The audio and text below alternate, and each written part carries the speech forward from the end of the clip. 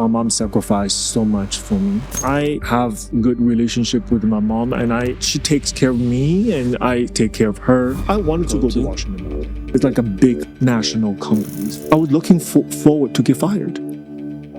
I literally created an incident to get fired by Washington Ballet. I did. Because we live in such a fast-paced society. No, you want to know something, you Google. You can fix it. You want to have a meal, you deliver. Everything is right there. And the ballet, unfortunately, doesn't work like that. And that actually caused issues later on when I went to boarding school because I missed home terribly. But it is consistency and discipline because you do have to get up 6 o'clock in the morning. My dormitory was so cold. If you put a glass of water on that table in the morning, it's frost on the top. Indoor. My mom's generation, they gone through a lot. And personally, my mom did sacrifice a lot for my success. In my opinion, a great coach is able to make you dance in ways that are difficult for you to imagine. They always complain about my back's not being flexible and my plie not being deep enough. It doesn't do anybody any good. How you doing today, Mr. Du? Great. Yeah. We just finished DuCon Winter. What are some of your reflections from that?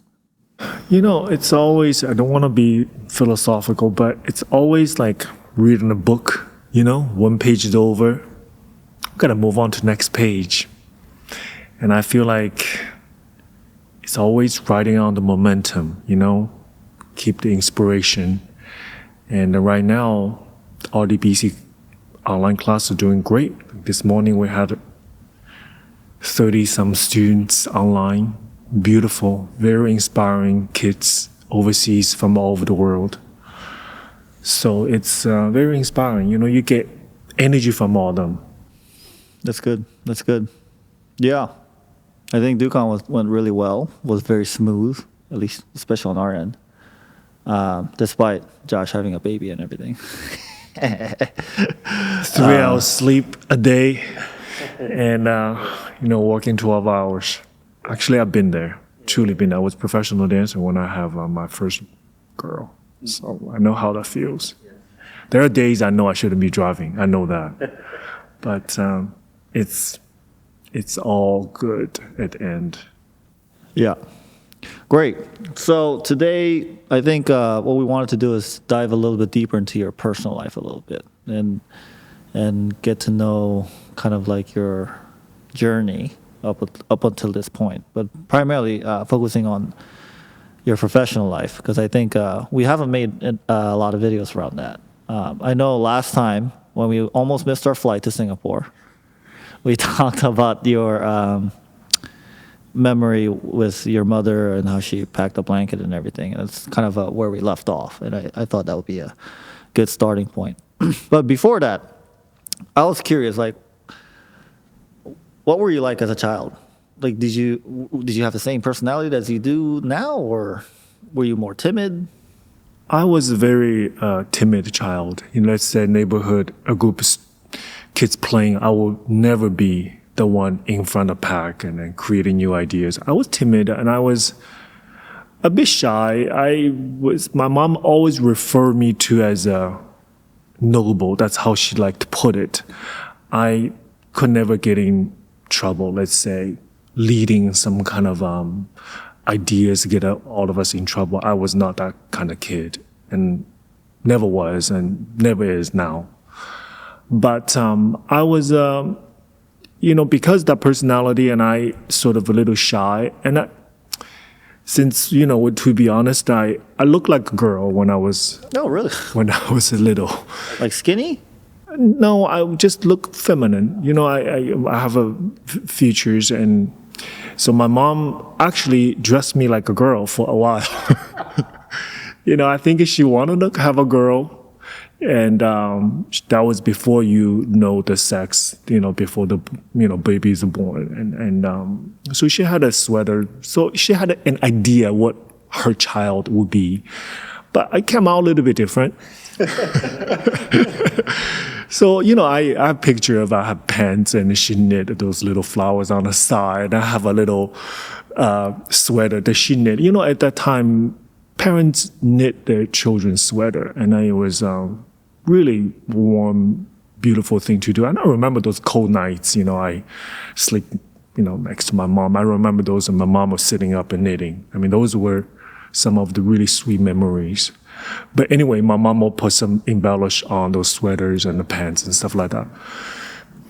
She never did anything to my hair, but I was like that. I was a little shy, never was upfront of anything like that. Uh-huh.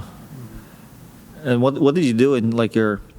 Because like when I was growing up, I either played soccer outside, or like went rollerblading, before dance became part of your life. I play. We just neighborhood kids play. Play ball, soccer, and hide and seek. That was like a big thing. It was fun. It was there's no issue. Parents letting their children to be out for a couple hours before dinner. Then everybody called their children back home, back to the apartment for dinner. Those are I remember those times really well. And we're always at the opening the road, and I always see looking for my dad to come home. When my dad come home, I know that was dinner time, so I would follow his bicycle back to the apartment and we have dinner. So I grew up in a very secure, normal, loving family, and we lived with my grandparents, which is my father's side of parents. It was really normal practice. And so we had a staircase up to the left. It was my parents' apartment, their living quarter. I stayed there, but to the right, my grandparents. So I grew up with like this kind of environment, a lot of cooking noises, and my grandparents, I go over there to visit them and I sleep in their bed. Very loving. And that actually caused issues later on when I went to boarding school, because I missed home terribly. So that was something I missed so much. That time, that dinner time, I always had a difficult time in boarding school around that time. Yeah, I mean, if you have that good of an environment, and then you end up in boarding school. Food is great, always not chaotic, noises. Boarding school is very different. Everything is very cut and dry, by the rule, by the bell. So that shift was quite dramatic. It took me quite a few years to get used to it, actually. That was when you were 9 years old, right?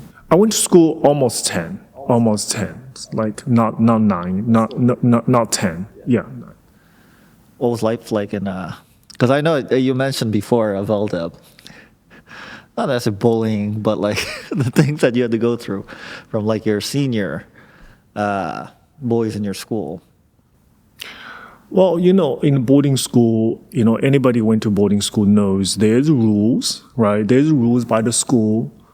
Though also there's rules by how we conduct our business, right? And, because all the boys stay in one floor, right? So when I was school, the school is not as big as today, it's after, that was the first enrollment, a group of students after a few years of absence, no students at school, yes, for various reasons.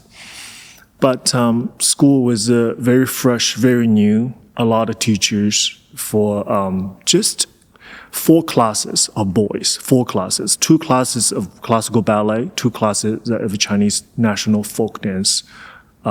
So 4 dormitory full of boys on 1 floor, and the girls on the 4th floor. It's absolutely forbidden. I never thought of go upstairs. I mean, never once. So for 7 years, I never know what upstairs looked like. And there was no lock. There was no nothing. You never dare to even think about it, go up there. So I admire those, cue-off boys. Always find a way to get into girls' dormitory. But in my school, it's just never, it's because they had you in their mind. They had your mind. They didn't need to have some kind of lock or anything like that. You just don't do it. So yes, talk about rules. We have a set of rules by the school, but we also have a set of hidden rules in the dormitory. And that is something that it's not written, but we know. Yeah. I think one of the, I don't know if we talked about it on a video, But one of your roommates, when you were like 15, 16, he was very accomplished. And like ballet, at least from our point of view, it seems very competitive. How did you handle that situation mentally? I tell you, it was some of the hardest moments because I grew up in a very tough school, let alone very tough class. My class was very talented. So it started with about 16 boys. 16 boys, 2 classes, and then 50%. 8 of us graduated 7 years later. But within these 8 boys, they all talented. Everybody have something very special to offer. And someone has a huge jump. Someone can turn. Someone just overall technically just so coordinated and so great. And I was just average. I didn't have really, only thing I have something to show for me, I was tall, right? I can partner, I was tall. So I was accepted into school. My teacher thought that, what, he's tall, he can partner. Let him do a good 3 triple pirouette and clean double tour. He can always do swan leg. That was the pretense of how I was hired, how I was registered into the school. But at the same time, my class, I just want to tell you how talented my class was. One of my classmates actually won the Grand Prix or Prix Lausanne in 1986. Now think about it. It's not just the first prize. This is a Grand Prix. This is like extra.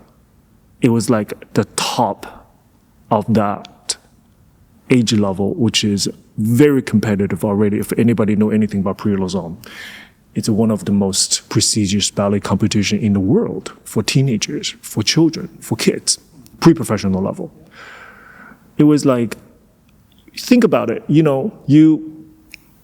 went to school with this group of students when you were 10 years old. 5 years later, somebody from your class went to very top internationally. So he was like a hero. He was like a national hero. Suddenly, like your bunk bed mates went from just one of us. Of course, they prepared him really well. They prepared him up to 6 months, special classes, special diet, special schedule to prepare him for this competition. So he took the very top prize. And it was a shock, to be completely honest with you. It's a complete shock to everyone. And for us, is also, to say the least, we're happy about it. But at the same time, it's like, where am I going to be, like, in this whole equation? And their classmates I have from the same class went to international competition, also not as prestigious as Prix Lausanne, but also international competition, took prizes. I don't remember, me and my mom walking in the mall, in the shopping center, me and my mom. And there is the PA system saying, one of my classmates was honored to receive such and such a prize. It was like amazing, like this sensation, I never forget it. And it's like, I asked myself, when is your time? But truthfully, my time came many years later. So it's just wasn't my time yet. When those guys were packing like adult muscles, they were doing double tours so high, they would have a sort of a mature mentality. I was like a boy. I was too young. I was 2 years younger than most of the students in my class. So, a 12-year-old muscle cannot compare with a 14 or 15-year-old. There's just no way. They have a huge effect on your technical ability and your mental capacity, most importantly. But I was put in that environment where it took me many years later, I finally find my footing, all the way until nearly graduate, the very last 2 years of my schooling, my 6th year, 7th year, I finally found who I was and found my legs. Finally, I can do those things that those guys been doing for 2 years. But you know what? Looking back, it's just as simple as it wasn't my time, right? But some of those guys, I have to say, They peaked. They peaked. They peaked at age 17, right? They peaked at 16.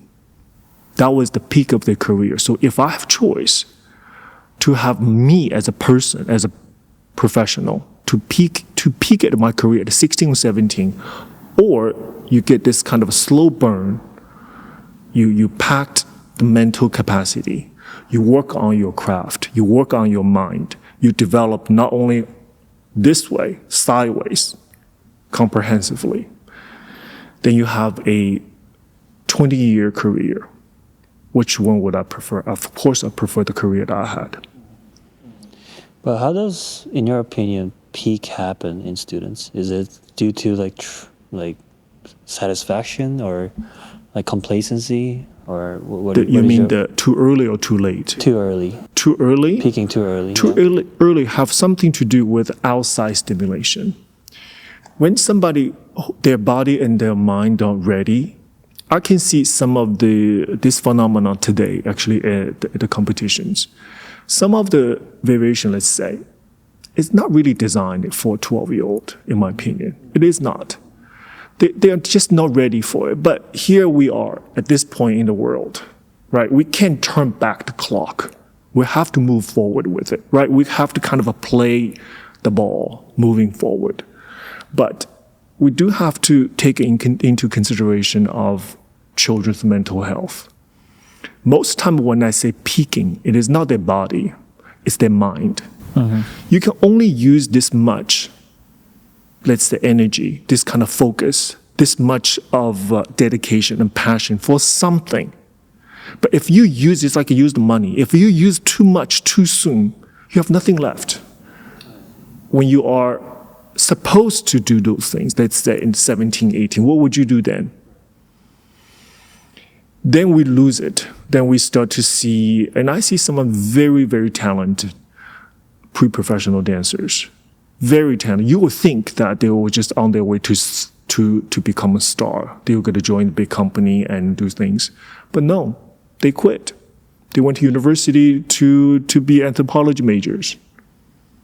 You know, they couldn't really cope the stress at too much too soon, and the pressure getting from outside world, perhaps teachers, parents, and the industry.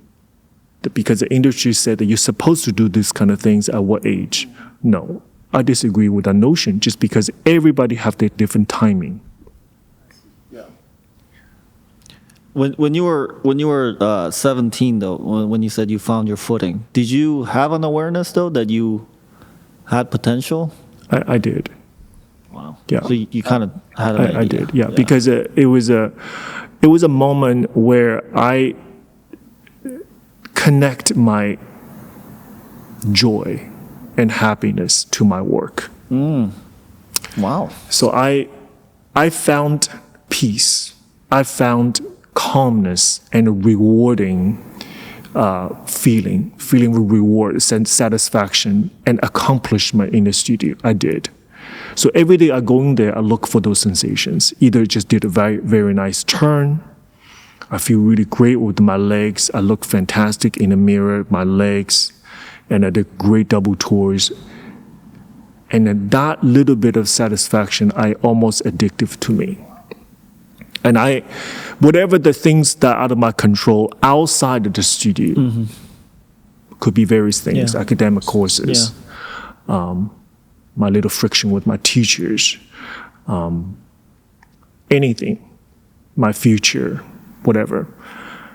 I can always channel those things into my work. I can always feel better after I, let's say, take a class, a good class. It's the best really therapy. So I didn't mind work. I liked to work from at that moment. Yeah. Nobody ever have to, at that moment, when I about 16, 17, nobody ever have to tell me work hard. I found my way into the studios and I work. Yeah, I mean, that's a pretty young age to realize that. That's crazy. To have that awareness. What was your biggest weakness as a dancer? I was not as flexible as my teacher wanted me to be, and they always complain about my back not being flexible and my plie not being deep enough. So Really? yes, so that's why I said it is trainable. It's trainable, and actually, my teacher theory is that it is a type of ability through training lasts longer, and I believe that. As opposed to natural. As supposed to be natural, because natural you really don't have the sensation of from none to have something. You don't. Your body didn't have that recognition. But let's say my plie from very brittle, I couldn't find a solid plie when I do the double toe. I can hop around. One day I feel that solid plie, knee over the toes. That recognition was remarkable. And I always know how I'm supposed to feel and prepare my body for it. So yeah, and I wasn't as flexible as my teacher, my school wanted me to, but I worked very hard. Yeah, it's like an earned memory, like muscle memory that you always remember. Yeah. After the mastery, After the process of learning. The training. That's why I'm a bigger supporter of training. I believe training, and I believe training is more important to talent to give to students, because everything comes so easily. It's difficult for them to capture what is success, what is not. So for those guys, to me, they have even more responsibility of discipline. But looking back, like when you were at the growing stage in your ballet school, the peer pressure is pretty big in teenage years, right? How did you manage that for so long? Like 7 years for a young kid alone is pretty daunting, right? Of course, I think you went to your house every week. That might have helped. But like in your memory, like what kept you going without like breaking down in a way? We broke down. But I tell you, we have no other choice, right? We have no other choice. My school was pretty brutal. The condition was pretty brutal, I have to say. And I kind of credit to whatever I have now, perhaps, to my training, those years. Not just ballet, but, I don't want it to be cliche, but it is consistency and discipline. Because you do have to get up 6 o'clock in the morning. It doesn't matter. In 6 o'clock in the morning, winter time in Shanghai, it's like pitch dark, sub-zero temperatures. My dormitory was so cold. If you put a glass of water on that table in the morning, it's frost on the top. Indoor. There we go. And my heat in the studio is only lasts 15 minutes. 15 minutes. That's it. Of the whole day? The whole day. The first 15 minutes is radiator. We used to put our feet underneath the radiator to work on the arch. But that radiator, they only boil the water for the radiator. Whatever the water they put in, when it's got cold, there's no more continuous boil the water.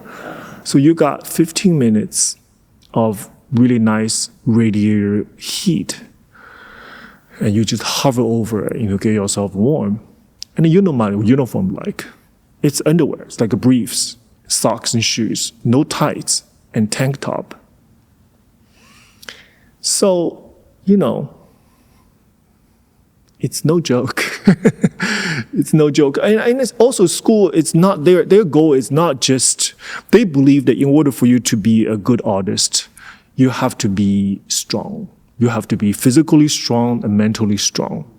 And that was something that we almost embedded in our training. This is what the endurance of anything, right? Who can hold the balance longer? Who can run on a track longer? My teacher had a system of just in the morning, running in the circles in the yard. They had a great system, which is, to me, it's just, they don't even have to do anything. We just keep running as fast as we can. Let's say we run together. If I run so fast, if I go all the way around, catch you in the back, instead of running 10 laps, I run 9, you run 11. Oh, So my lap become yours. Oh my god. So what your job is run fast, not to get catched by another person. And my job is run fast. If I catch you in the back, I only run 9 laps. You run 11, which it's none of their business. They don't care about that. So think about that. Yes, everything is about competition. Everything is about competing. Who is, relevant and reach way longer? Who can jump higher? We used to have this little competition, like we get our fingers in the dust like this, and we could jump as high as we can, put our fingerprint on the white wall, and who can get top another person, who can get another. It's everything sort of, that's embedded in my childhood. I think we also, friendship, we kept each other going as a group. That's why I feel like the community is important. All of us were the same boat. We live together. We eat the same food. We go to school. We go to studio together. And it's just literally grew up together. And that group was important for us. Yeah. So nowadays, those are some of the deepest friends I have back home. Yeah, because you're going through the same thing together. And when we get together, guess what we ever talk about is our school years. It's all memory.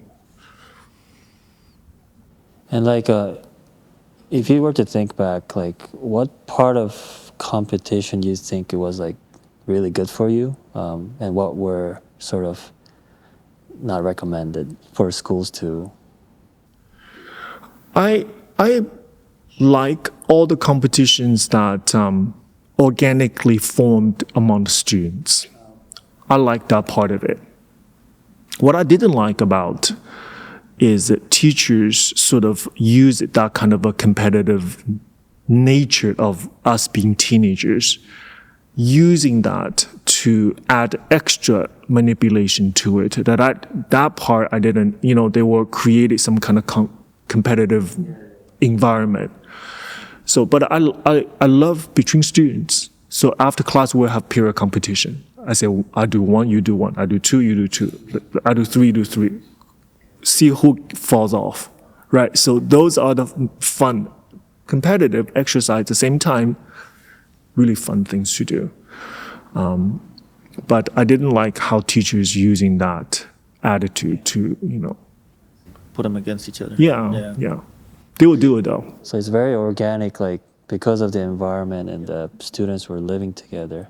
The organic competition was more we helpful play. for you, right? We play, yeah. I see. Wonderful. It sounded like you had pretty good conviction in yourself. Did you ever doubt yourself in becoming a professional dancer though? Oh, for first 4 years of my school, because I was borderline. We have 1 to 5. Like a 5 is perfect, like 100, 5. And 5 minus is the 100. You never get 5, right? 5 minus is it's the highest you can go, really, because 5 would be perfect. Nobody's perfect. And I was always 3 plus. 3 is like average. I would be 3 or 3 plus for 4 years. That translates to, in my school, it's your average student. You are basically just keep your nose out of water like this. And but I graduated 4 plus, which is very high for ballet. Yeah. So we're gonna skip forward a little bit. We're gonna take you all the way to America now. You told a very interesting story at dinner the other day or last week, where you talked about your very first opportunity to play a big role. Kind of walk us through that. What was happening in your career at that time, and also within the company? What was happening? Kind of lay it out for us. I think I was apprentice. I don't think I was a full company member yet at Washington Ballet. I came to America as a student. I enrolled at School of Washington Ballet, which is really wonderful school. But I was there for a very short period of time, and the company understood that I was done with the school. So I was like apprentice in a company. There was a situation where I'm getting ready to do a big production, a nice repertory production in Kennedy Center. And I have a really wonderful Dutch choreographer. His name is Niels Christie. Wonderful work. It's Nacho Dorado, that line, and it's just really refined but challenging work. But while the company is this is a big piece. This ballet has about 3 pas de deux, right? And it has the opening, the group sections, and the principals have the big pas de deux and different style of pas de deux. And a big piece, 20 some, I think, minutes long. This ballet name called the Before Nightfall, beautiful ballet. I mean, it was a big pas de deux. And, the company had a beautiful principal couple. And everybody is, Washington Ballet is not a big company. Everybody always have a lot to do, right? Fully occupied, let's say, fully booked. But this gentleman had an injury. He pulled his shoulder. If for partnering, if your shoulder's out, I mean, he was to the point he couldn't lift his arm above 90 degrees. He couldn't. The arm he was dragging, this shoulder he was injured with a tendon, one of the tendons. So obviously he couldn't. He was so upset. Really wonderful dancer. And that really put the company in a really difficult position, as we know, that they have less than a few days, literally, before the company goes to the theater. And literally they look at me, they have no choice. It's not like they had a choice. It's not like they grew me into the role. No, that wasn't even the role that I studied. I never learned. They would never have a apprentice to learn a big principal role like that. So they were like, well, let Runqiao try it. Jeez, really? Yeah. So it was like a big thing. But now looking back, it's a big deal. At that time, I'm just like, okay, let's do it. And I wasn't all that afraid because I was young. I think now I would think a lot of it and implication of what if I didn't make it and this and that. But they put me with a really beautiful ballerina, Washington Ballet, very mature, really great dancer I have always looking up to. And they put us in the small studio, Washington Ballet, and an hour later, I was determined it's gonna work. 1 hour later. They said, well, that's gonna work. They just want to see if it's gonna work or that's gonna work. So, and I think that was the opportunity. It's not like I recognized that was an opportunity and I was gonna just do everything I can to make sure it's gonna work. It's not like that. And I think it have something to do with the ability. And I think that's why I always tell the young dancers today, you have to get your craft good. You have to get your ability. You have to get your body into the right condition, because when the opportunity comes, it's not like the company had intentionally want to give you this role. If they did, you would be dancing this role already, right? They didn't have intention. But this is how every ballet dancer got that break. It is not something they were just giving to you. You have to earn it. Oftentimes, through some accident in the company, somebody's injured, somebody's missing, somebody's sick. Then they have, let's say, 2 sets understudies. If you know your steps, if you know your body in the right condition, if you pay attention to rehearsals, or just natural talent, you just pull it off. 99% of the time, this is how young people get a break. So don't ever think that you're just gonna sit there and the company just miraculously cast you something. That will never happen. There's always something like that. And it's always something I didn't know. Without opportunity, how would you know you can do it? Right? So from that moment on, I started doing those roles in Washington Ballet, pas de deux. But the truth is, I always had that capacity, right? I couldn't just pull this thing out of me. I always had a training. But when opportunity comes, everything just have to come together, because there's no time. There's no time for questioning. There's no time for mistake. There's no time for anything. You just have to go out there and do it. And And sometimes people succeed, sometimes people broke under the pressure. They couldn't make it. They couldn't make it. They didn't work on stage. People froze on stage. It happens. But I think young people have to recognize when the opportunity comes by, number one. Number two, they have to prepare themselves for it. I think that goes with every profession, correct? And how long were you as an apprentice in Washington? I was Ballet 1 year as apprentice. 1 year, I see. Were you watching those rehearsals? 'Cause, No. like, No. how did you know the steps at 1 week? Well, they taught me. There's a ballet mistress in there teaching me the steps. But understand, this steps itself is, it's contemporary, but also it's a structured, right? It's not random. It's not something improvisation or anything like that. It's a structure with the proper counts, with everything. But I remember in those rehearsals that my intuition was there. I have to say, something just pushed me to do it. I just did it. I was super focused. I just did it. And so in your academic years, you were not trained as a contemporary dancer, right? When was that shift, or how did you adapt? I honestly, the contemporary dancing, it's all based on ballet technique.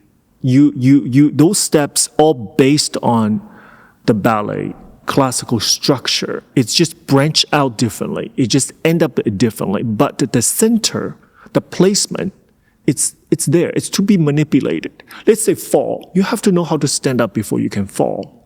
So it's not random. Contemporary ballet, I think these days there's a huge movement. And I think it's very valid, it's necessary to differentiate, to redefine the contemporary ballet vocabulary. I think this is very important for students to understand this. For me, contemporary is still ballet, right? You still have the ballet characteristics. So for me, I didn't have a lot of hard time with it. I didn't, yeah. I might not dance as free, as I didn't have tap lessons, my footwork, and that took me a while. But I didn't feel like I froze. I didn't know how to move. I didn't have those moments. Yeah, so you had a pretty long career, 20 years. I'm barely 30. That's besides the point.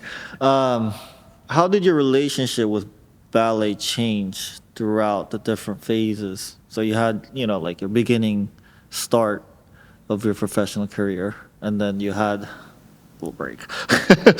But then you had different life experiences as well. You got married, you had kids and things like that. How did ballet change, or what were some of the things that stayed consistent?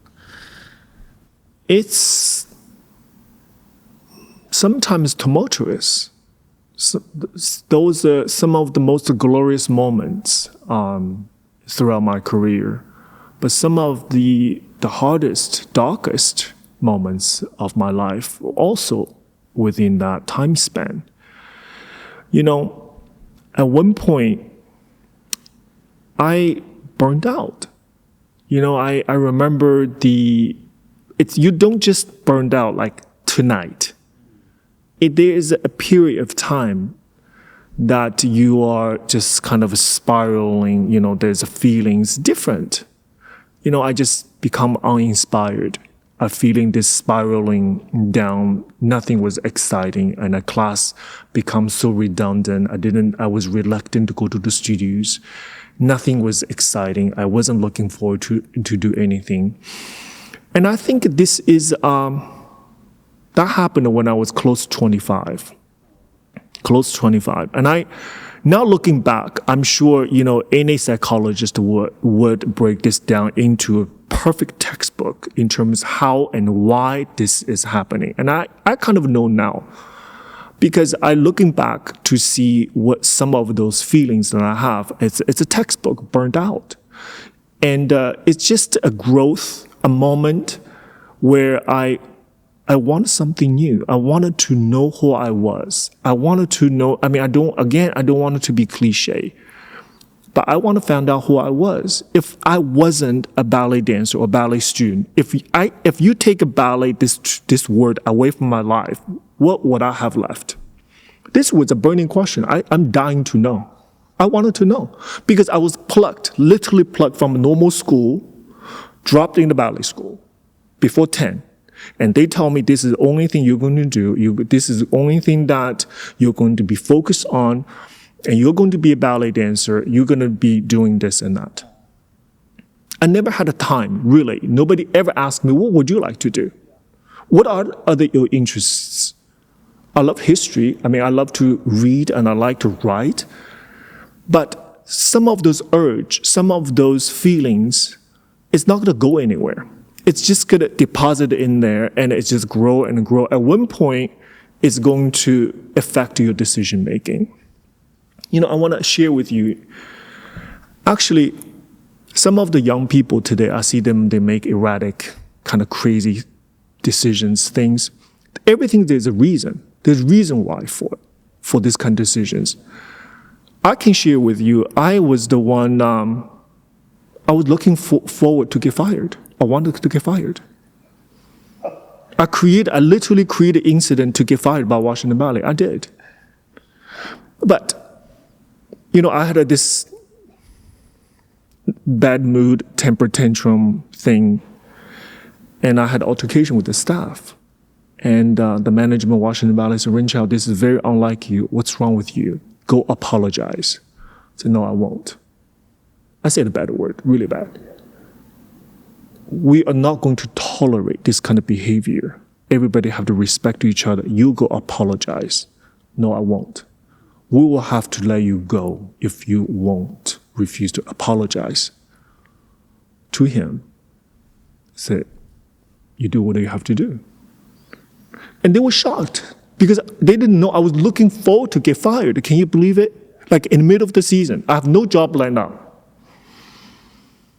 But this is something boiled over, right? I had no job and I was like, it's kind of exciting.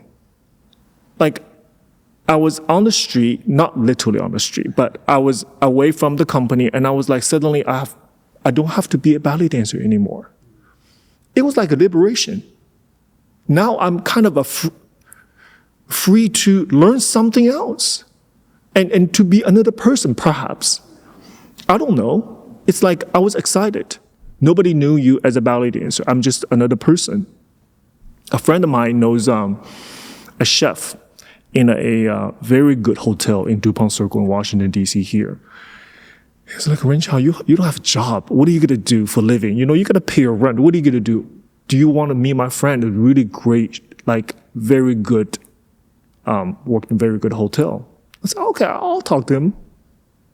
So next you know, I was in the kitchen in this really fancy hotel. I was like, okay, I'm dying to learn something. Guess what? I learned something really well and very quickly. So my job was, you know, people have weddings, right? Like 250 people weddings. At the hotel, yeah. The big hotel. So one of my job is when the plate food come to me, my responsibility, let's say I put a vegetable on the plate, right? So that was my job. It's kind of like a production line like this. I mean, like 250 plates have to go out at once. You know, everything has to stay hot and everything like that. And because my rhythm, right, as a ballet dancer, you have this rhythm. I have the speed. I have the muscle memory. I have the coordination. I became really good at it. You want to know some? At the end, 6 months later, I was put in charge of that production line. I was in charge. I couldn't believe it. Because the people who gets that job all have very good degree from culinary school. And I don't know. I was a ballet dancer. What I know. But I became so good at these kind of things. I became so good in presentation. I became so good in efficiency because I know rhythm. I understanding the speed. I understand the coordination of everybody working together because I don't know, in a ballet company called the ballet, everybody have to do the same thing. And I was having a great time. Nobody knew who I was. And I remember, I was young, right? I was young. And at one point, this manager in this really nice hotel, this manager said, Runqiao, what are you doing? And I said, what? I said, don't you want to go to college? What are you doing? Because they thought that I was just a young person, but clearly he thought I have aspiration, right? I'm not just a number 20-some-year-old lost and still working. No. Because, and he was like, what do you want to do? Go to college? Or what? He didn't think that I was a dancer or has learned something compelling already. But he can see that I have that capacity. But toward the end, I had to leave, but they didn't know that wasn't my career. And I was promoted to a very high, full-time, in charge of the banquet of this very fancy hotel. If I stayed that job, probably I would be like in charge of I don't know. Seriously, I learned something really quick. And I had a really great time, actually. And I met some people. But at one point, and I thought that, okay, that part is being addressed. I met some new people. I proved to myself I can learn something different, something new, really quickly, have nothing to do with ballet. I still can be successful. That was something I think it was important to me. Not because I was tall, plucked into a ballet school because my look or my height. It's because actually I'm strong, I'm talented, I'm intelligent. And I actually can learn another skill very quickly. After that, there's something I needed to do to prove myself. I decided to go back to China. That was 7 years after I left China, 7 years. And I thought that was a missing puzzle for me. I hadn't seen my parents in 7 years. So I thought that was another thing that I needed to do for myself. I think the sort of pilgrimage, I have to do. So I went back to China. This is when Peter said I was leave absent. I went to China. This was the time that he was talking about the other day. I was like, what are you talking about? I don't know that. Yeah, that was something that he was talking about. I went to China, visited my school, spent time with my teachers, sort of a back to the scene. The scene, it's like you missed, it's like haunting the scene. My school, the students' name, I visit my teachers, I needed to go back to see them. And I participated, I danced in the graduation performance that year with the students. I partnered, I danced Esmeralda with one of the graduating student. And I even choreographed part of it for me and another person. That was kind of full circle. This was a very important year, that time, for me to moving forward in my career, in my professional career. It was something I felt I am comfortable to say everyone needed to go through it. Not they have to. They needed to go through a revelation like that. And so my advice to today's young people, don't be ashamed. Don't be ashamed of the fact that you're just a mess.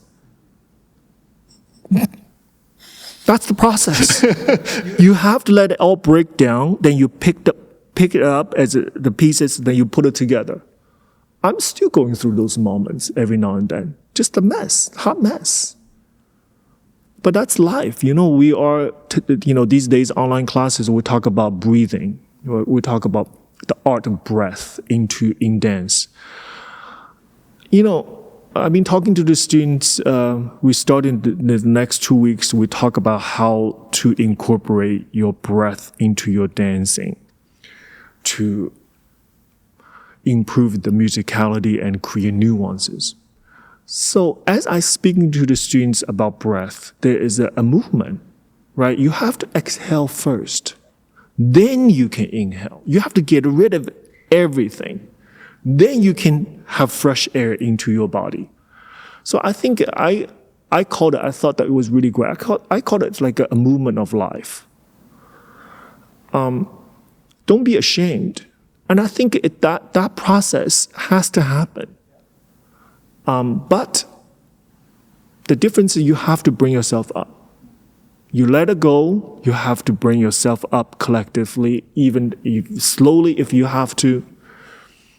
But it's a part of it. I mean, that's a lot. during that process, because you weren't dancing at all when you were working. No. Did No, I gained 30 pounds and everything. Wow. Oh, you did. Because wow. you work in a restaurant, right? After in the night you just eat and go to visit other people's bars. And I was like go to bed at 4 in the morning every day, every night. It's like it's completely different. It's like my wild. I think I just want to live a little. Yeah. I don't have to. I don't have to like feeling guilty of go to bed early or go to bed late because I have to get up to go to the class. I don't have to have this kind of guilt. It's always living in guilt. My teachers sort of always feel like I have to do this and this and this. Later on, becoming in a company, I always have to. I never had a break, really. I came here, I didn't speak a word of English. I learned English here. Everything is like a task. I had to accomplish this. I have to do this, that. I was just tired of it. I had it. I just want to do something entirely different. I just want not to be me and do something crazy. Like, I don't know, experience something. I guess people do it in college, right? I don't know. Depends. My daughter better not. She's going to college in 2 years. She better not. But I had a great time. I never got myself in trouble. I always. Yeah, I don't think it's like an abusive way of doing it. Instead of turning into alcohol or something else, you actually explored yourself. Can I actually do this? And it's very interesting to me because like at age of 25.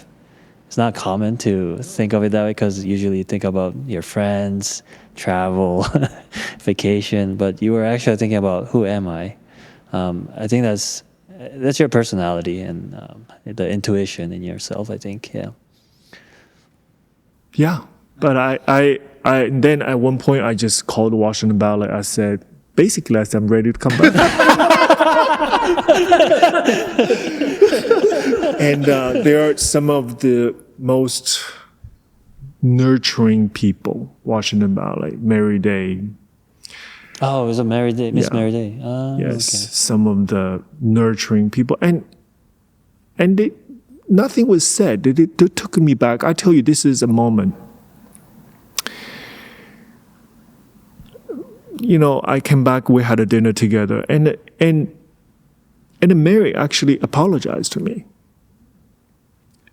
And she said something along that line, I'm happy you're back. And maybe she said it didn't have to happen that way. I'm not quite sure what she meant by that. I remember it was in her house, that last house she was in by the staircase. There was after dinner right before I was supposed to leave. And the next day I was just to show up in the company.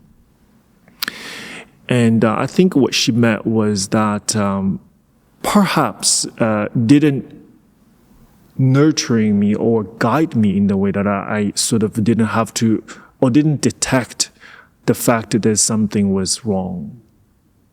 Right. So I like to think it was, but nothing was said. Nothing was said. It was just a family dinner kind of thing, and I was there.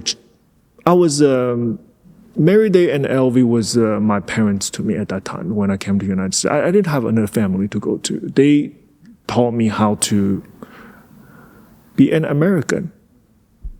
I spent my first Thanksgiving in their house, spent first Christmas in their house. I learned how to eat in a Western way. I know how to communicate in like adult. But yeah, and so I see it today's young people when they just, a moment we think is just completely a mess and, we categorize them in such ways. But I see it and I think it happens to everybody. Part of growth. Yeah, necessary. I feel like that would have completely changed your viewpoint of how you see dance. Totally changed. And I was How long were you out? I was out not 2 years, like a year and a half. Yeah, it changed my perspective to life. Again, it's true. To my work, I got myself back in shape and everything. I danced another 10 years after that, or more, 10 plus years.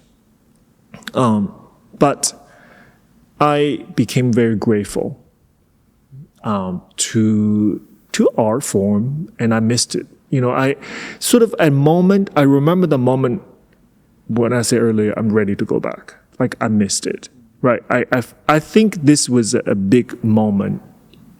I have to miss something, right? I have to longing something. I have to be able to feel there's something I missed in my life in order for me to go back into it with a renewed energy, respect, recognition, and innovation. And that was a turning point in my career, actually, dancing career. My outlook, my artistry was very different after that. Like maturity wise? Yeah, maturity wise, and I was there's a little bit more depth in my dancing at that moment. Yeah, and there was more of I listened a little bit more, and I took a little time with everything, and I treasure my time more than anything else. That sort of led me to start dancing with Suzanne Farrell. And over my last 10 years of my professional career, I danced with 2 companies, which is very rare, 2 full-time companies. Suzanne Farrell, although it's not a full-time company, but they would do 3 productions, 2-3 production candidates, and a big, beautiful production. They would be on tour weeks throughout. So I was able to work as a dancer for both companies simultaneously. And that was some of the most exciting time of my professional career, and exhausting, but I learned so much. And I think at that moment I was old enough to understand, okay, everything I do now, everything I learn, everything I see, I needed to absorb and capture, retain it, because that will become something can benefit me in the future. And I was right. Mm-hmm. That's still pretty young to recognize. Yeah, I was pretty young. Yeah, I think your inner monologue is very mature, like from the early stage.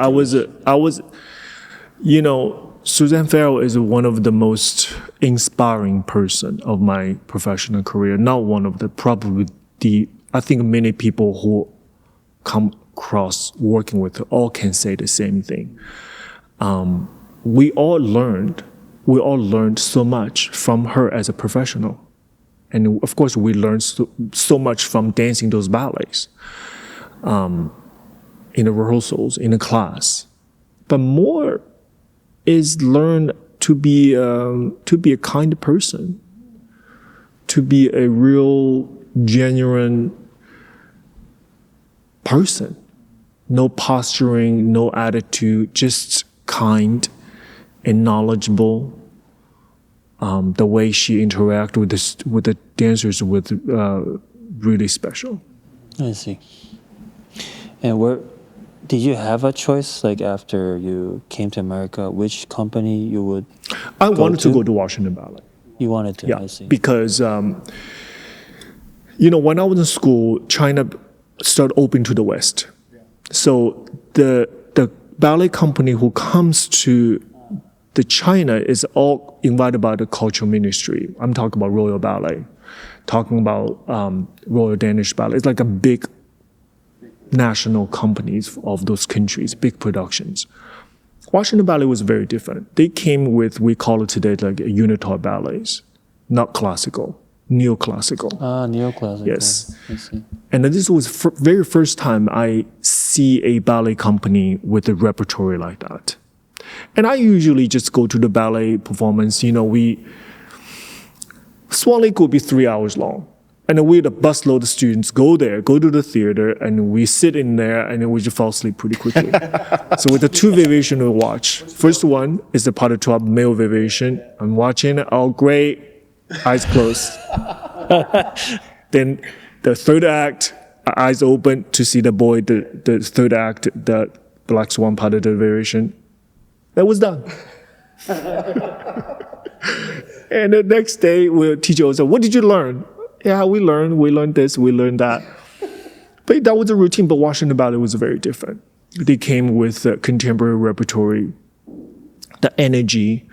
To me, it was America.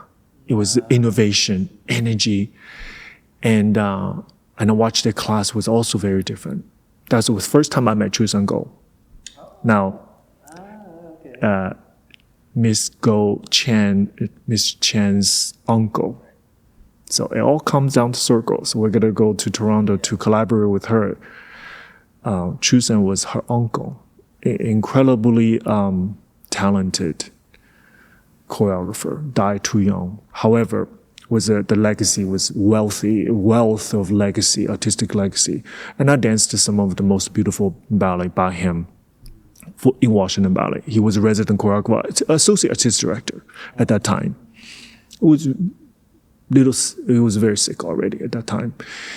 But I want to go to America. And there's something about America. I want to go to America. I wanted to dance like that. So in my mind, I never rejected. I never, okay, this is not the white tights. This is not corset. And, this is, no, I always liked it. I always felt that the energy is fantastic. And just everything about it. So. Oh, that's so interesting because you went from that, like, I want to go to America. You came to America. Yeah. Some of those dancers I saw in class, in ballet, later on become my partners. Later on we danced. So I'm a blessed person. I truly am. I have to say I'm blessed in that way. Mm-hmm. But when you think about, like, this is just for students, when they go to auditions and get selected, at some point they talk to the directors, right? Is that the case? Yeah, the interviews and what kind of things they should consider, like if they have an option, right? What things should they look out for as a director? Because ultimately you're working for him or her. What characters did you like about Susan Farrell or other directors in the Washington Ballet? I think each director, don't forget that once upon a time, they were all dancers, right? They were all dancers.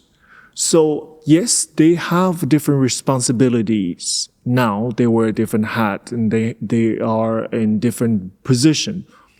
But once you're a dancer, you're always a dancer. So I always feel students should recognize that, to understand that they were one of you. So they understand you very much. So when you talk to them, I feel some of the most engaging conversation I have with the artist directors actually talk the ballets that they did. The ballets that we had in common. And this is when I think the directors have an opportunity to be one of you, like they're dancers. So I think we don't need to treat them, let's say, they are another breed of people. Yes, they do have different things to say. Their responsibility, their job requirements different, but they're artists at heart. A lot of them are still choreographers, right? So you are always being, I don't want to say judged, because judgment these days, I think you're always being looked at, observed as a dancer, right? So you have to always should find something in common with your director. I see. That's a good point. Yeah, always have in common. And I think directors, instead of this very official, political kind of question, ask them, they are happiest if you ask them a technical question. How can you help me with my double tour? Can you help me with this partnering passage here? I'm having difficult time. This is when they're happiest. I see. Wow. That's how I feel. Yeah. So that's what you like to do. Yeah, this is what I like to do. Not the admin work or people management. Yeah, actually, this is what they're the best at. Probably they were very good dancers. And this is when they have the most to offer. And you don't need to go to artist director with a PR related or questions. But again, just be normal. Remember, they were dancers there, and they're people. They're normal people. So I feel they all bear the same quality, that they are caring people. They are actually the hardest, most difficult job points in their job requirement is to be fair, actually. So many times the dancer feel, oh, that's unfair. The casting's unfair. My salary is unfair.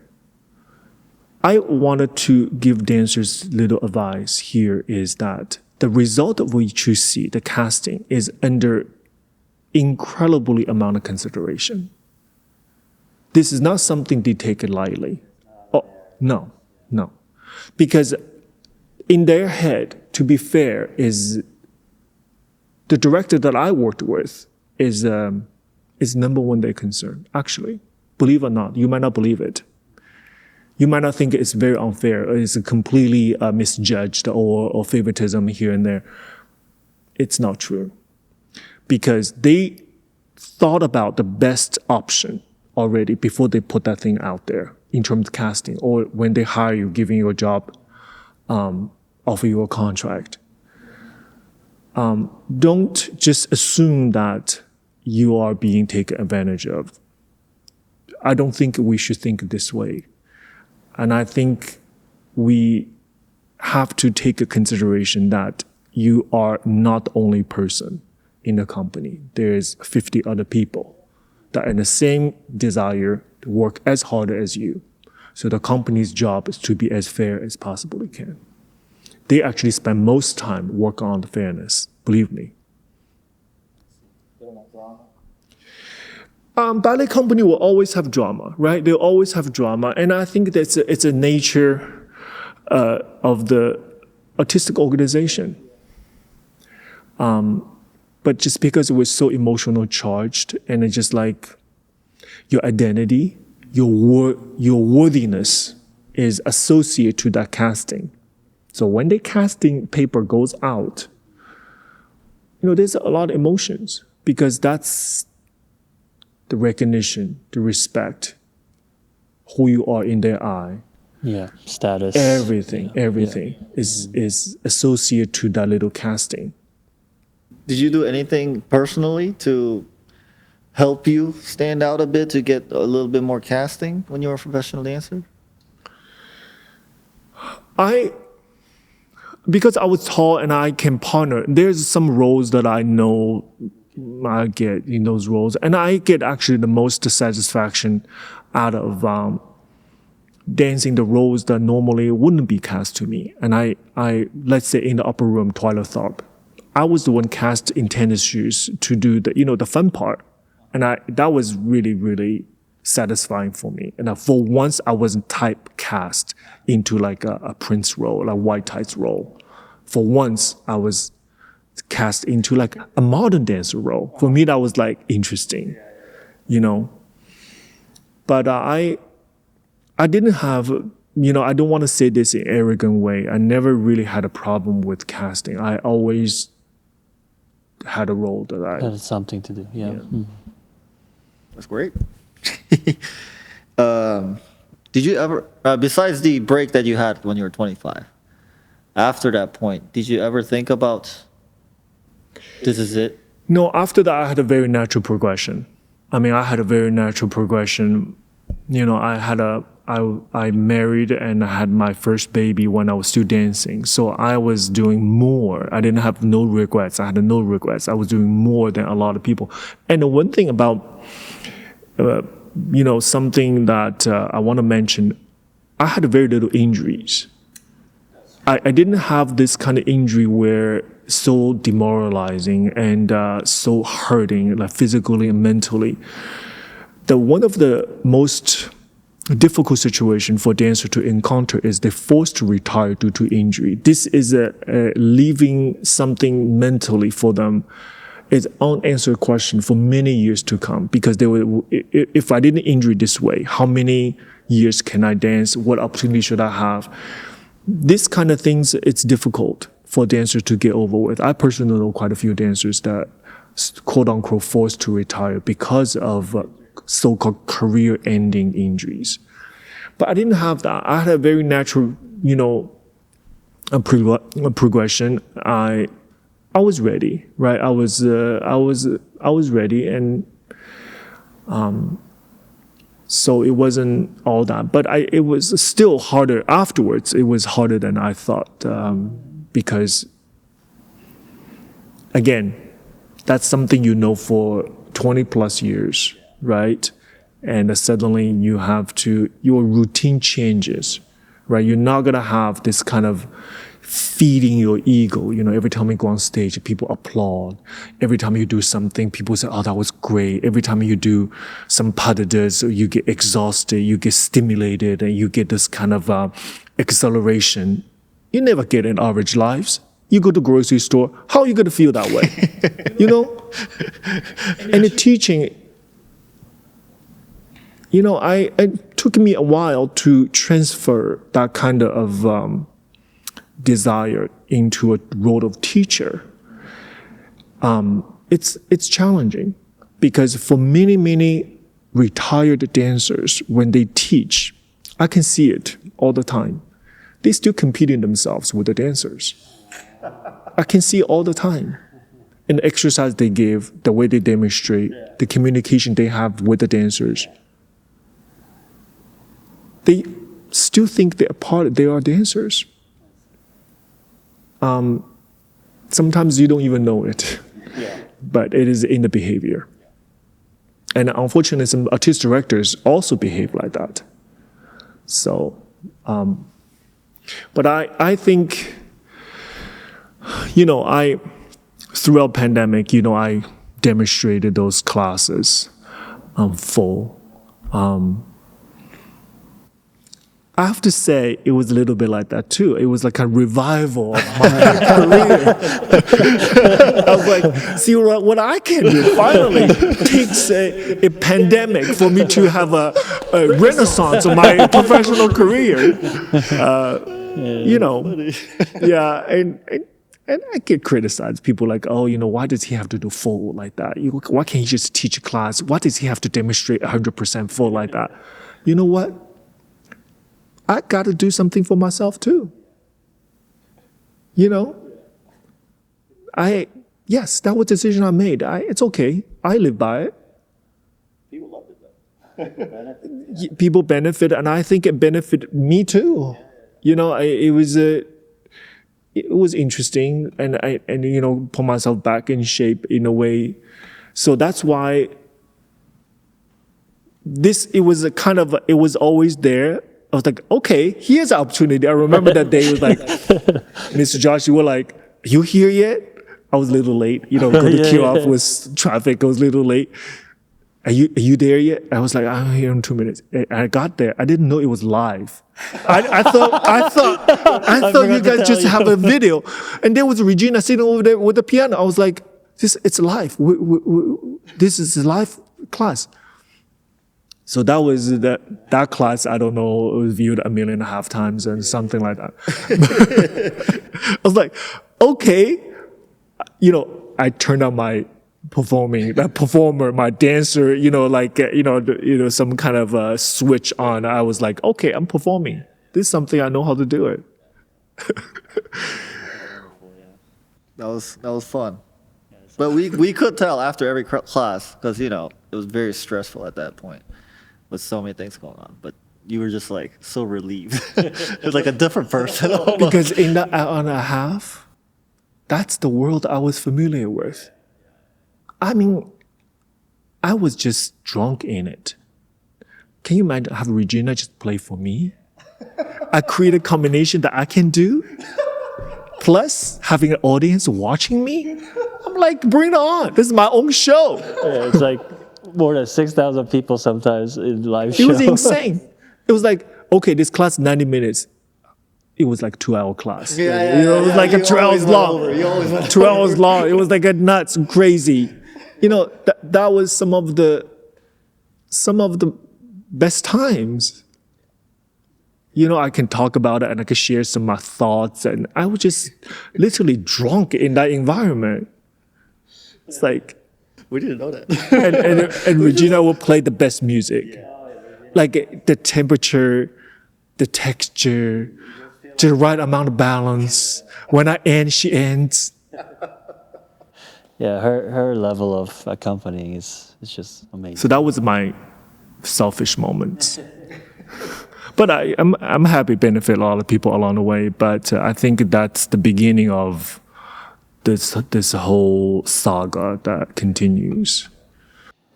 But in your opinion, since you did ballet for so long, which is so consistent, it doesn't change in this whole changing world. As a human being, how does that really affect you? Like, because while we are, educating adult students, I see that in them too. Like, this is the only thing that's so stable and they can keep ground on. Like, as a human being for you, like, how does that affect you in a way? I think that's a really great question. I think work and life is supposed to be separated. But in all line of work, because our identity, our life was so much involved in our professional life. Because as you know, as a ballet dancer, when you leave your work, when you go home, the work stays with you. You have to review the choreography. You have to ice your feet. You have to talk about what happened. It doesn't leave you. So that became a part of your life. And oftentimes we go to our work to find our footing, right? We talked about this before. I feel if my work was stable, and I feel like I'm in a better place. While this is good, and I'm trying to differentiate them. I try to find my personal life to be really great, and I don't need my work to support my personal life. I want my personal life with my family, with my daughters, with my wife, to be an independent unit without the stimulation support of this artistic involvement.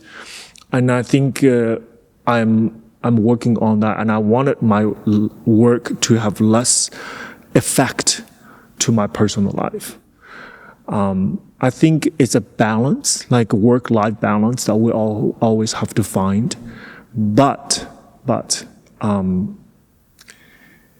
it's difficult to do. Let's say you are having difficult time at work, and something is not as smooth.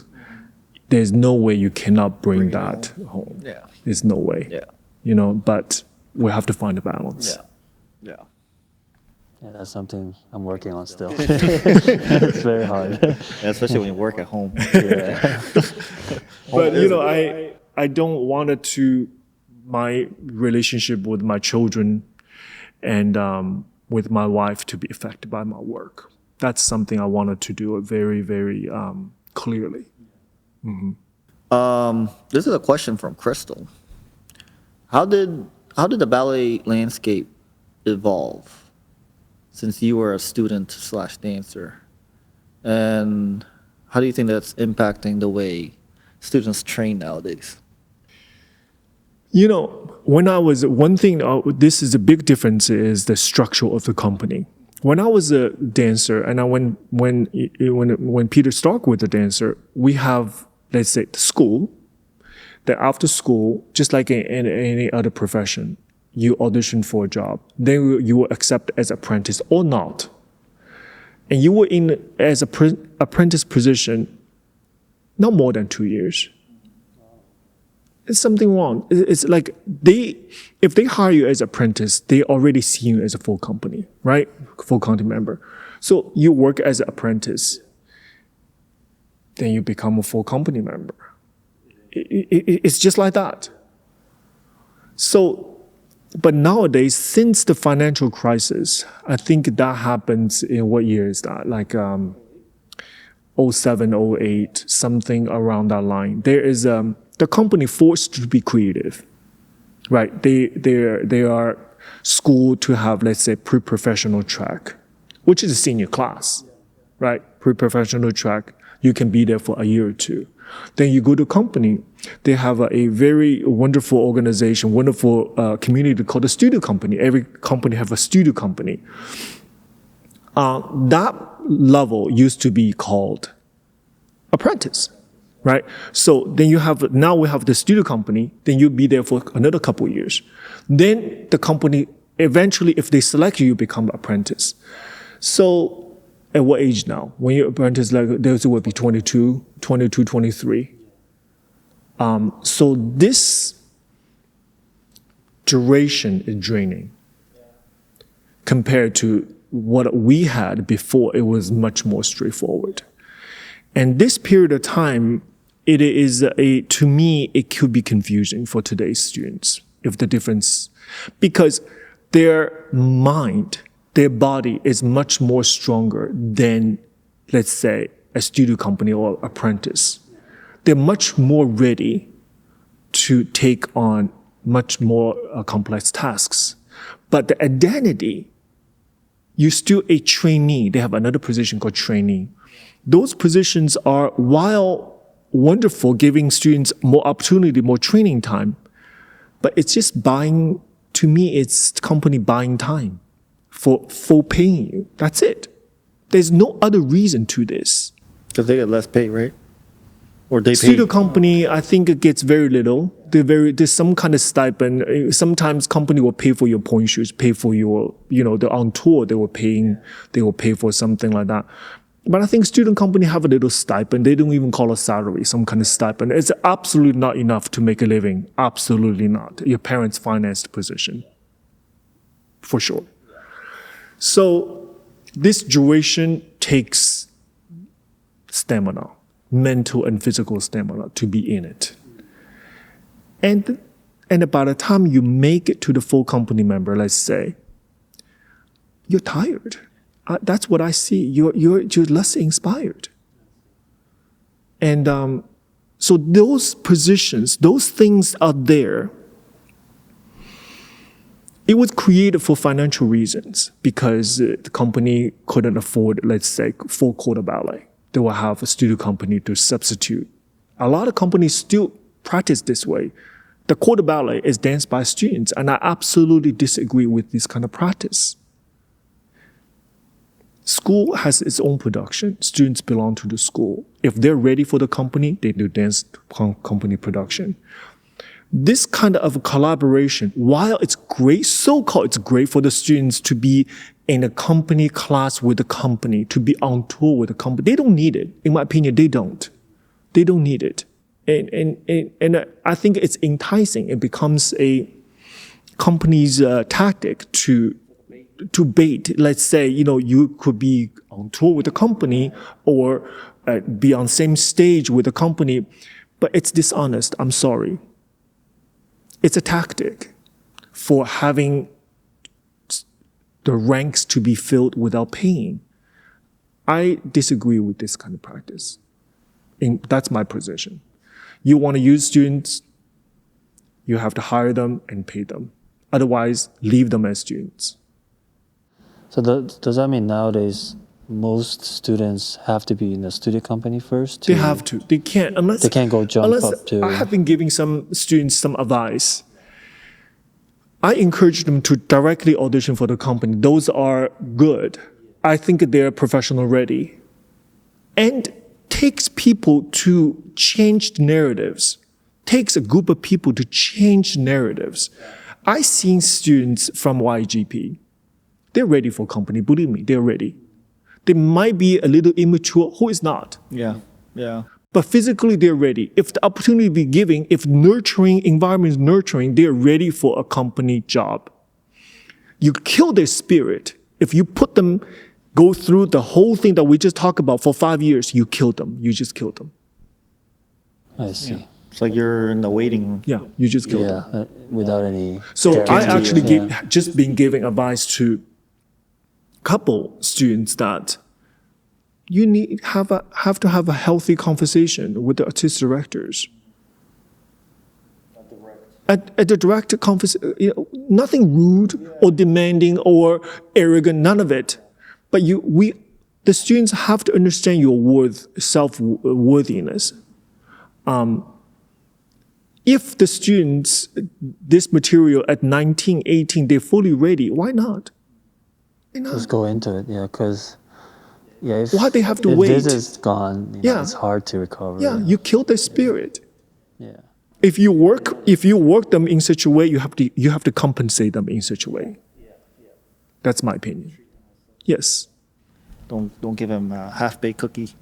No, you can demoralize him and saying that, oh, you're not good enough to be the company, but you're good enough to work for me. So, And if you don't mind sharing, like from quarter ballet to principal role, what was the salary range in your like time period? You don't have to give us a specific. You can give us a range. And like, if the salary was low in the quarter ballet situation, how were you like supporting yourself? ballet dancers always find a way to support them. Ballet dancers are because of love, you're right. Just because honestly, it's very rewarding job. That's why people are in it for very little. They're certainly not in it for the money. But these days, if you're a union company, salary are healthy and decent. You're a union company. You're protected, and you have a negotiation with the company every 2 years. Is guided by the union. Very healthy dialogue, and of course, every company they need to be fiscally responsible. They cannot promise you something they cannot pay, right? We have those issues before. They doesn't do anybody any good. But let's say a company supported by, let's say, a sizable endowment, and they have a very supportive community in the city to support them, and they have also business support, a healthy company, fiscally healthy company. To me, it's like you have to have endowment. You have to have a big a chunk of money sits there, and to use it, reproduce the liquidity for you to spend. I think that's, to me, it's a sign of healthy financial environment if they have a sizable endowment to support the ballet company. In those cases, ballet dancers are making very decent living these days. I mean, I don't know the details, but I think a big company, the principal dancer, it could go as much as $500,000. No, I'm sorry, $250,000. Oh, okay. That's a lot. $250,000. Yeah, that's still surgery's salary. For Surgeons. I think it can go as much, not half. I'm sorry, take it back. I think the best company in the country, the biggest, and their prima ballerina work. You add the teachings, add the setting piece, add everything over time together, $250,000, and it's decent. But and they deserve every penny of it, right? I mean, I think a quarter ballet they will make 60,000, 70,000. Living in New York, that can you just survive. It sounds like a lot, let's say, for a 22-year-old, but in New York City, Yeah, you might need like 4 roommates, but yeah, but it's compared to, let's say, that's the best scenario, right? That's the best scenario, and but you compare, guesting can be tremendous. guesting in other companies. Let's say guesting Dukan, Oh. right? You're guesting for us, we pay. I see. We pay. Yeah, so if you're good, we pay. I will be the last one to take advantage of dancers, believe me. And you did mention when you were a dancer, you got sponsored. Is that just through Washington Ballet, or you got sponsored through Under Armour and Lululemon? I was dancing for Student Pharaoh Ballet. I became an ambassador for, me and my wife, Erin, became ambassador for Lululemon. How did that happen? Like, what was the... Go to Lululemon store, you have posters on the wall says ambassador from, yoga instructor. So we were like ballet dancers and ambassador. Lululemon was not as big as now, but it was still an international brand. So they had the flagship store is in Georgetown. I see. Me and my wife had our pictures there for a long time. And we had some very nice merchandise and stuff like that. So Yeah, that's wonderful. And did they just approach you personally? Or? yeah, through Kennedy Center. Oh, through Kennedy Yeah. Center. I see. Okay. Yeah, so there's a lot of opportunities. Yeah, because besides just if you at the performance, level, yeah. you really, some people, let's say Mr. Copeland with Under Armour, right? So that's very top of the pyramid, right? Once you reach that level, I don't think there's economic issue there, once you reach the level. But dancers today needs to be resourceful, just like how the dancers did it for generations, and then they do have to think the next step. And I think it is very healthy. A lot of dancers today, they take advantage of online courses. It can be done. You don't need to go to campus. It can be done. Online degree. And what's interesting for me is that how you use that like the salary that you earned eventually. Could you talk about that? Like you didn't just splurge everywhere, right? You were very thoughtful, I think, in my opinion, on how you bought a house and stuff like that. Could you give some tips to the forthcoming? I think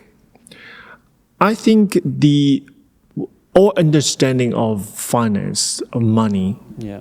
Let's say my children, this school doesn't teach them anything about finance. So they're literally illiterate in terms of finance, in terms of how to invest, in terms of how money works. And my mind's a little bit different. I like these kind of things, right? I have interest to see how, let's say, company works. Let's say, we had a RDBC. All of us, three of us, had pretty good understanding of how it works. And you didn't have to educate me a lot about these kind of things. You know what I mean? Like, I understand the revenue part. I understand the cost. I understand the income. I understand the debts. I understand how it works. And we were very disciplined. We didn't even have a credit card for a whole year, remember? We spent on cash. Yeah. You didn't need to convince anybody that we needed to establish, just spend the cash we have. So use what we had as an organization. We pay everything in cash to the point the bank say, Mr. Du, you might want to rethink this because it's dangerous. If they ever hacked into it, it's just cash. You don't get it back. For safety reasons, and we get a credit card. And, of course, Mr. Isaac, you're always so frugal with this kind of things, to get the points, all that stuff, And I think that's an education. At one point, I would love to have a workshop with the dancers. I would love to have that. I think it's important because let's say you're in ABT or big schools or big companies, and you just splurge everything. Then what? It's hard. Yes, and I think that's also a discipline there as well. I had everything everybody else had, but I had another part of my brain was a little bit calmer on spending, and I had another focus on something else. So I would love to have that conversation with actually dancers, and even with my own children, to teach them money, to teach them discipline, fiscal discipline. And that could be a very interesting topic. But the main point is, like you said, you have to get educated on it. You have to get educated, and then you have to sort of to understand how it works. And at what age did you buy your house? I bought my first apartment when I was 27. Wow, super young. God. And I had a very good friend, my landlord. I was living in a group house with one of my roommate was a financial advisor to the White House. I kid you not. Very good friend of mine, fantastic person. we all had to get interviewed by FBI when he took that role. Oh, wow. Seriously. Wow. Yeah, that's why in that I met so many people. Like when I took my leave absent, I moved to Adams Morgan here. I was near the restaurants and all that stuff. And within that group house, I met so many interesting people. He was one of them. He was a financial advisor. He's a world finance advisor to the Clintons. Fantastic person. We didn't know until one day he was getting a job, and two FBI agents interviewed me and my landlord, saying that, well, do you see any unusual spending? Let's say, like, does he live beyond his means? We both laughed so hard and said, the second floor is his room. Go take a look. But unbelievably accomplished people. I met them. I learned a lot from them. So my landlord was a real estate investor.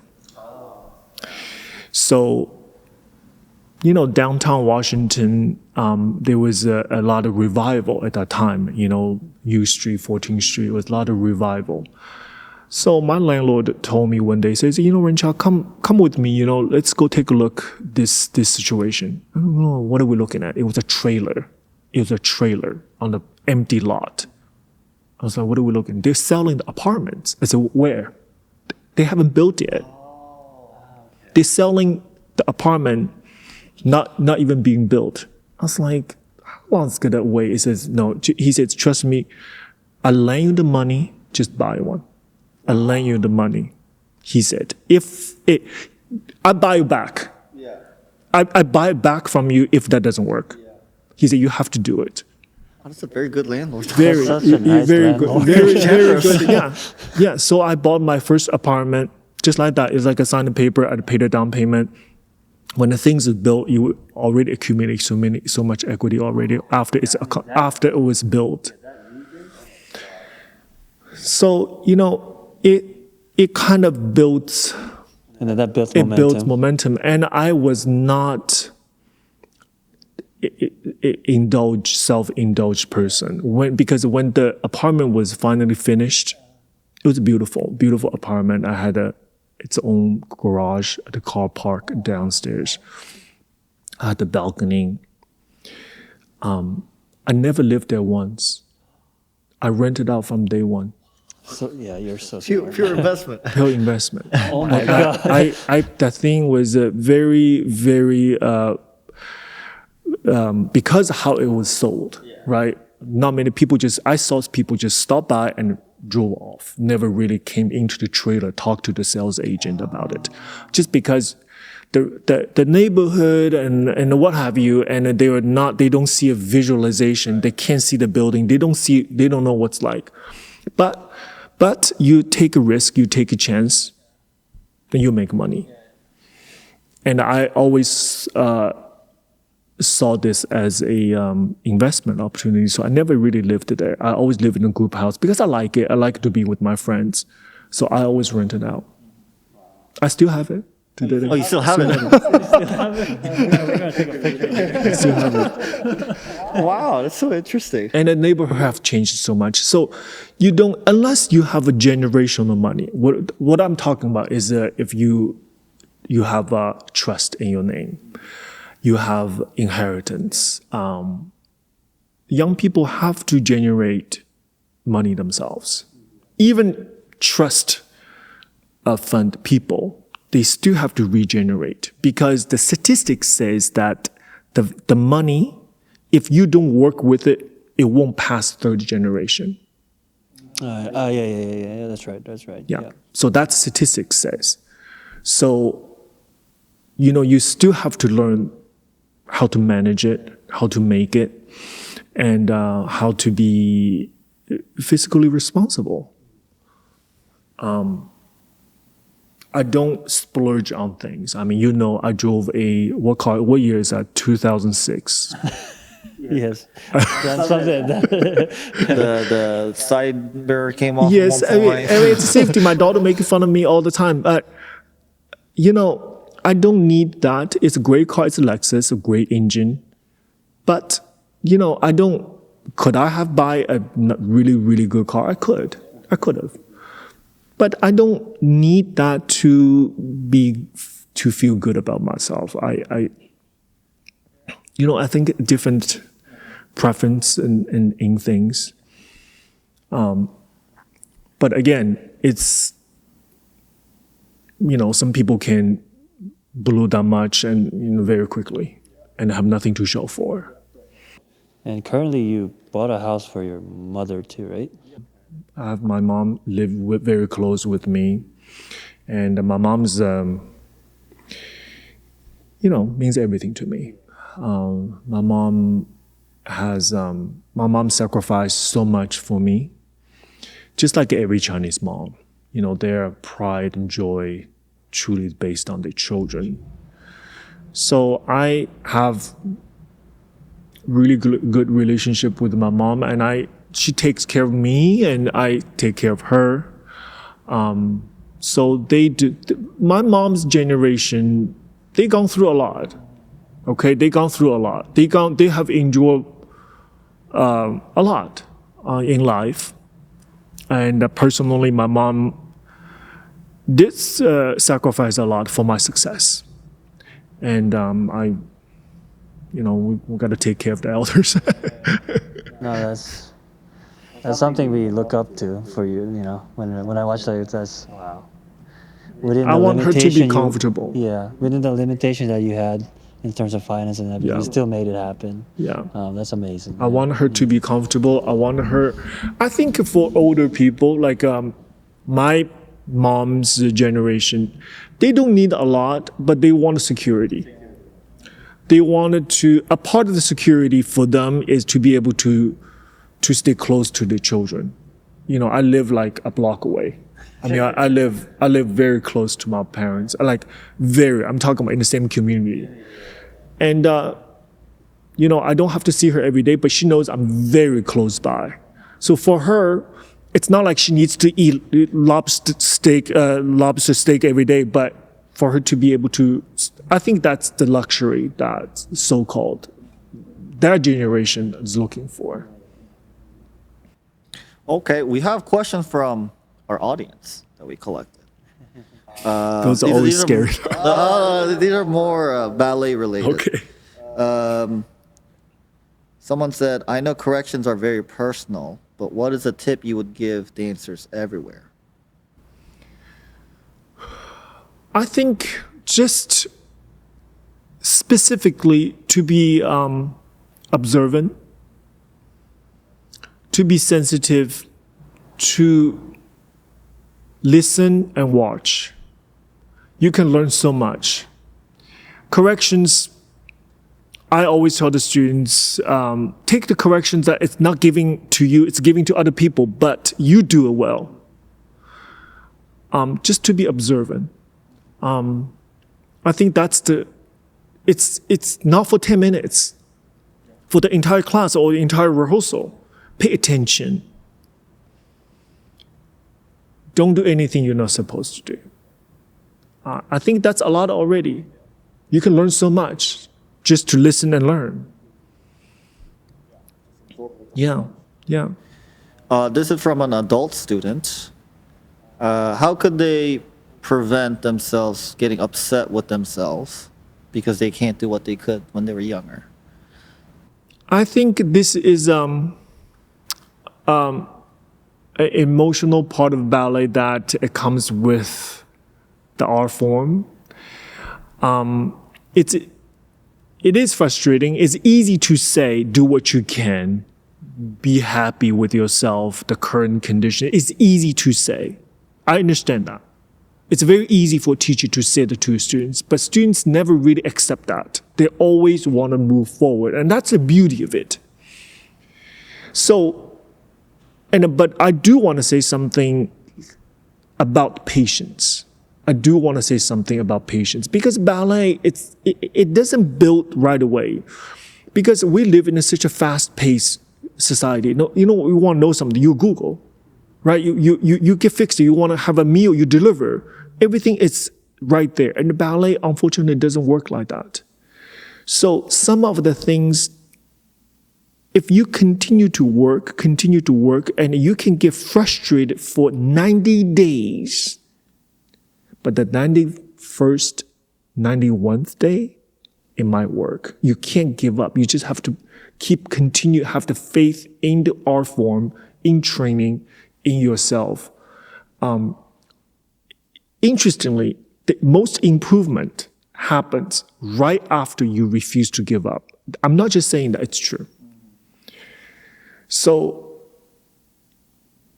you just have to believe the process and then be patient. And in the meantime, listen to your teachers and work on those specific things, right? Not just say, I am. Are you truly, ask yourself, are you truly work on those things? That and supplemental exercises. Let's say you try to do a turn and you couldn't sustain demi-point. You always come down a turn and a half instead of full 2 turns. There's 2 issues with this: coordination issue and just the pure strength of the demi-releve. So you have to work on that. Plie releve. Work as though you go to the gym. Right? So to me, that's the easiest thing to fix, because you talk about nuance, you talk about artistic innovation, you're talking about self-expression. That's difficult to achieve. But most frustration all adult students have with themselves is physically related. It's a physical issue. Flexibility, rotation. Those are the things can be dealt with. It can be done. And also remember, the same frustration you have, the professional have exactly same frustration. Exactly same frustration. You wanted to do 2 turns to be clean, beautiful, they do too. Right? They dealt differently. They can fix it. They understand where I can do more in the bar tomorrow to fix it. They have a better resource. They go to the ballet master, ask, can you look at my turn, what happens? It's the exact same, because ballet is fair. It's fair. The ballet just did not make itself more difficult just because you're an adult ballet student. It's fair. Someone said your teaching style is outstanding. Who influenced you? Well, there's 3 things to this, and I do believe, I think every teacher have their own style, right? Every teacher, because their personality is different, they have their own style, and they have their own style of communicating. And having that said, I did learn a lot from Suzanne Farrell in terms of coaching and teaching. I think a lot of us did. For those of you lucky enough was a part of her company for 10 years, we all learned a lot. And one of the things that her absolute strength is her ability to coach. Her coaching ability was absolutely outstanding. So to me, what is the definition of a great coach? In my opinion, a great coach is able to make you dance in ways that are difficult for you to imagine. Potential. So through her coaching, let's say, you can conquer certain roles. You didn't think it was possible you can dance this way. That was beautiful. So what is the special about it? It's very specific, actually. It is not only being kind and being nice, no, more than that. And her approach is a layered approach. So she only feeding you things that she knows you can do today. Right? After you do this, there will be more things. There are more things. So it is a strategy and not to overwhelm you. And in ways, the corrections and the instructions you can understand. She never tried to make anything more complicated than it is. And very specific instructions in terms of, let's say, partnering. I learned a lot of beautiful partnership from her. What am I supposed to do to make women feel, right? Where am I supposed to put a hand? and how she's supposed to do in this position. How do we get from point A to point B? And it's something elusive. It's specific technically and artistically inspiring, very inspiring. I mean, you're in the studio with her for a couple hours, you don't even know it, blink eye. Yeah. So did I take notes every day after work? No, I didn't. But I was fortunate enough, I was a principal in her company that I had a lot of her. I remember those times that we just in the studio for a couple hours, just work on things, didn't have any limitation of time or anything like that. I just learned so much. That and the structure, my school had a very specific structure of how the students is taught. I see. Yeah. Kind of like syllabus. Yeah. I do notice that too, because when you have private sessions or like coaching sessions with a particular student multiple times, I see the layering happening in each session. You don't ever spend on like one thing for extended period of time. They're not ready for it. You're wasting time. You are wasting time to insist on something they are not able to do it.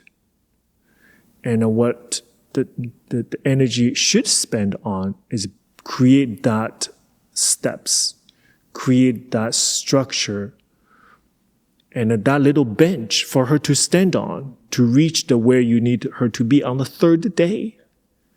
So we can't insisting on things without giving them preparation for it. Right? We have to prepare them for it. And we can't just making demands. Let's say, put your leg higher here, turn more here, jump higher there. That's just the outcome. What you say is the outcome. The outcome is almost pointless to say it. It's almost pointless. What we need to say is how to create those outcomes. Instead of describing the outcome, we have to build the steps for them. Because when they do a turn, it's already there. They don't even know it. They just did it because you prepared them for it. So that's sort of. There's also, I think, as far as teaching goes, there's also intuition. Yeah. To see the potential. Then you look at the student, you see the potential, and you see what you can do to go right to that. Yeah. So that's an intuitive thing. I remember in Malaysia, there was one particular boy. One thing I noticed about your teaching is you give every student equal opportunity, equal chance to prove to themselves that they can. And this particular boy, in class, they're standing very close to you. They don't have like boys spatial always awareness. be boys. This is just no matter which country you go to Africa, you go to Asia, you go to Europe, the boys are the same. Yeah. But what came at the end, even it was a very short program, it's like 3.5 days. I was shocked too that he could perform a complete piece that looked somewhat decent at the end, because in the beginning it was just like all over the place.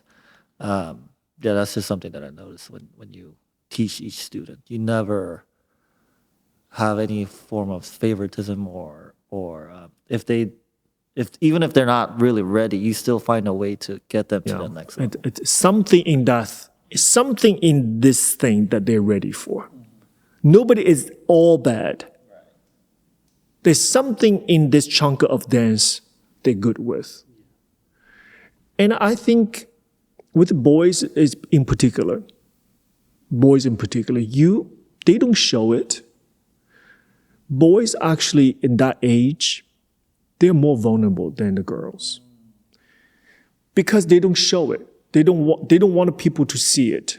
It's all trapped in here. Society teach them they're supposed to act in certain ways. In ways they're more vulnerable. And I was one of them. That's why I know it.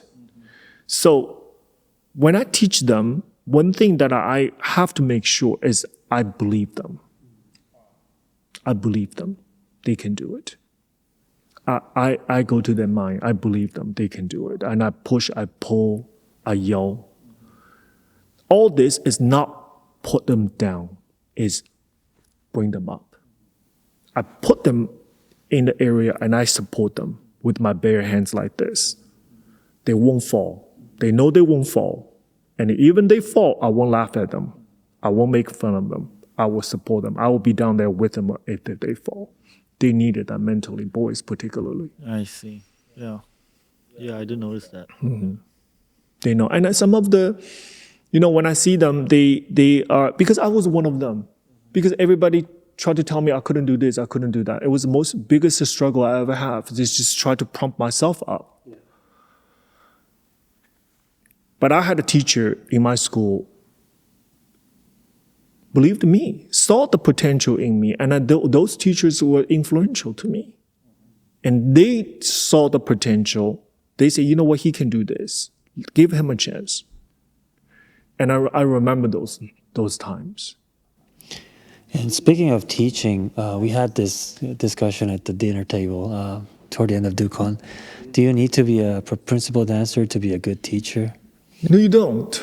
You don't. And the phenomenon is actually, you're talking about even a lot of repertoire. Let's say they in charge balancing pieces, they in charge tutors and Anthony Tudor's pieces. Those were not the stars. Interestingly, teachers, you don't need to be a star to be a teacher. That does not translate that way. I think, but teachers and coach does need to have a specific temperament and a skill.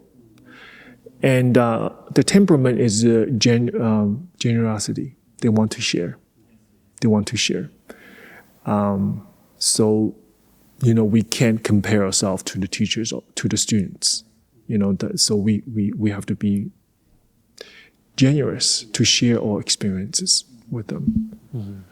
And I tell you, interestingly, a lot of, let's say, beautiful ballerinas, they're very gifted people, gifted. Remember what earlier we were talking about, when they're very gifted, they have to work hard, they do, but a part of their, something that they have made them become a star is they're born with it. Yeah. Talent. Yeah. It's that X factor, they're born with it. It's not something you can train. They always had those people when they are step onto the stage to become something else. They become like this being. They become something like, have something super in them. They dance like complete different if they're on stage. The student audience can take the eye off them. But a lot of times they don't know how the process, they don't know they had it. If you try to ask them, what makes you in the wing? How do you prepare yourself for this? They can't explain to you because it's an intuition. It's a natural ability. So I hate to make a general assumption, those dancers like that, have that kind of ability, when they become teacher, often gets a little bit frustrated with the students could not perform the way they did, or lacks this kind of excitement in dance. But they are unable to explain it because it's subconscious. It's not consciously choice. It's a subconscious. So oftentimes frustration comes like this. Why can't you do it? One of the worst things the teacher can say, why can't you do this? Well, that's $1 million question. I'd like to know too. But guess who's responsible for this? The teacher. Yeah, definitely. Mm-hmm. Great. Well, I think that covers everything that we have. But I think that's also a good point to end today's session. Well, we can end with this question, Mr. Du. With RDBC and DuCon, what is your vision? You had this multiple stages of life accomplishments. Through RDBC, what do you want to leave out in this ballet world? I wanted to I know I don't want to sound this bigger than it is, but I do wanted to reach out as many people as possible with technology and with various means. I wanted to reach out as many people as possible, not just students, teachers, adult students, dancers, whatever. And I wanted to share, I wanted to say things that perhaps in everybody's mind, and I'm glad I said it through various channels.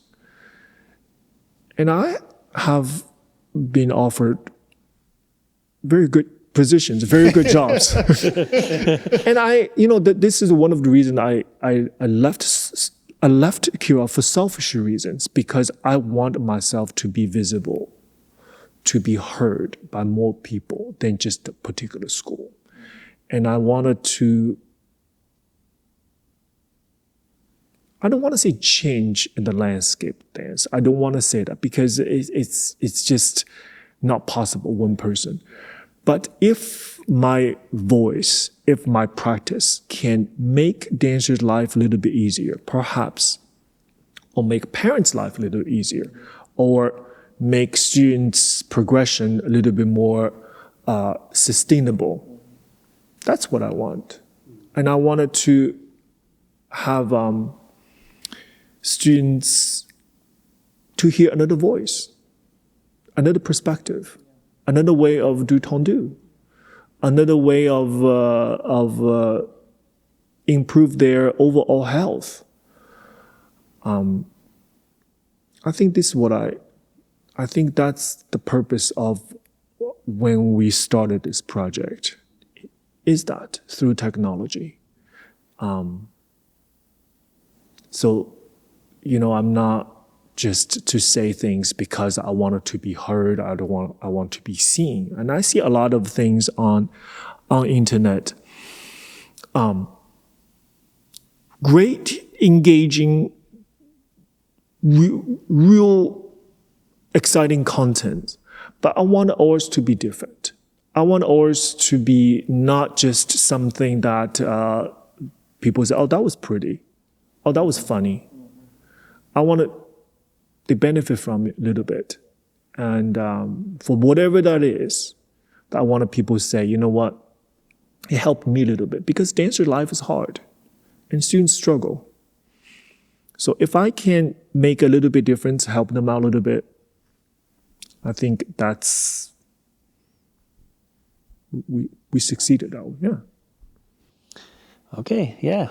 With that, thank you for everything, and Thank you for everything. We'll see you in China. 1, 2, 3. Okay.